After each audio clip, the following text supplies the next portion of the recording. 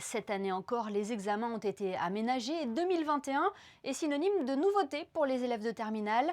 Nous avons joint le proviseur du lycée Albert Ier pour nous en expliquer tous les détails. Bonsoir Pierre Célario. Bonsoir.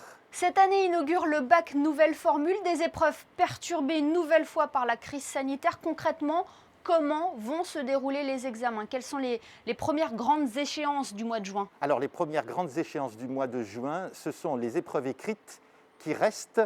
Il y en a deux. Une pour les élèves de terminale, ça sera l'épreuve de philosophie, le jeudi 17 juin au matin. Et pour les élèves de première, l'épreuve de français, le jeudi 17 juin après-midi. Ce sont les deux seules épreuves écrites. Toutes les autres ont été supprimées et remplacées par le contrôle continu. Et à partir du 21 juin, ce seront les oraux, le grand oral pour les terminales et les oraux de français pour les élèves de première.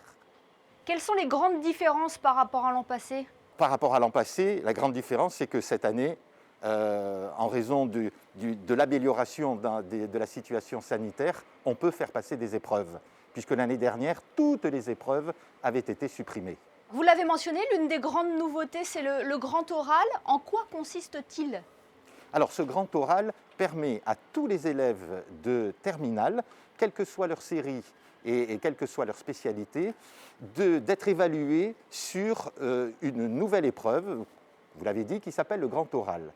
Ça permet de voir si l'élève est capable d'argumenter, de défendre un point de vue et de s'inscrire dans une projection, puisque ce grand oral porte aussi sur l'orientation future de l'élève. Alors quels sont les conseils que vous avez donnés aux élèves? Comment ont-ils préparé cette nouvelle épreuve? Alors, ils ont préparé cette nouvelle épreuve avec leurs professeurs de spécialité, puisque cette épreuve du grand oral, elle s'appuie sur les deux spécialités des élèves de terminale. Il y a une partie scientifique sur les connaissances, le programme qu'ils ont étudié durant toute l'année, mais il y a aussi une partie pratique. C'est-à-dire, est-ce que je suis capable, moi, élève de terminale, je suis capable de m'adresser à quelqu'un, de le convaincre, d'utiliser les bons arguments, de m'exprimer correctement. C'est ce que l'on décidera lors de cette épreuve du grand oral. Et dans quel état d'esprit ils sont? Est-ce qu'ils gardent le moral après une année encore rythmée par la crise sanitaire? Ils gardent le moral dans le sens où, ici au lycée Albert Ier, et vous le savez sans doute, nous avons assuré 100% des cours en présentiel.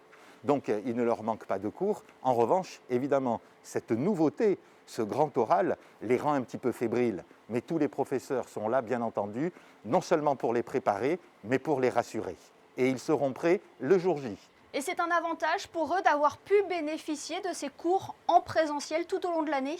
Ah oui, c'est un plus indéniable. Quand on voit nos collègues français dans les lycées du rectorat de Nice, où ils ont été en demi-jauge, où ils ont dû fermer à certains moments, on voit les manques qu'il y a eu dans les chapitres qui ont été étudiés.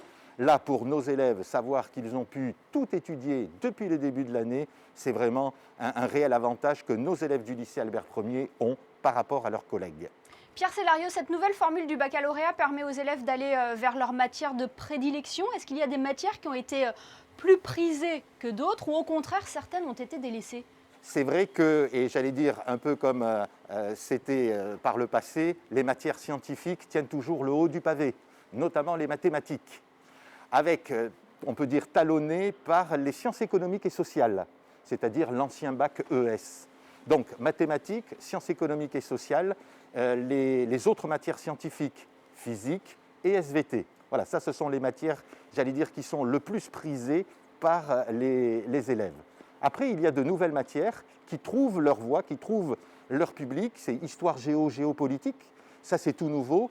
Humanité, littérature et philosophie, là aussi, petit à petit, on s'aperçoit que ces matières trouvent leur public parmi les élèves, notamment de première, qui vont passer en terminale l'année prochaine. On n'oublie pas pour autant les élèves de première qui eux passent le bac français. Comment ça va se passer pour eux?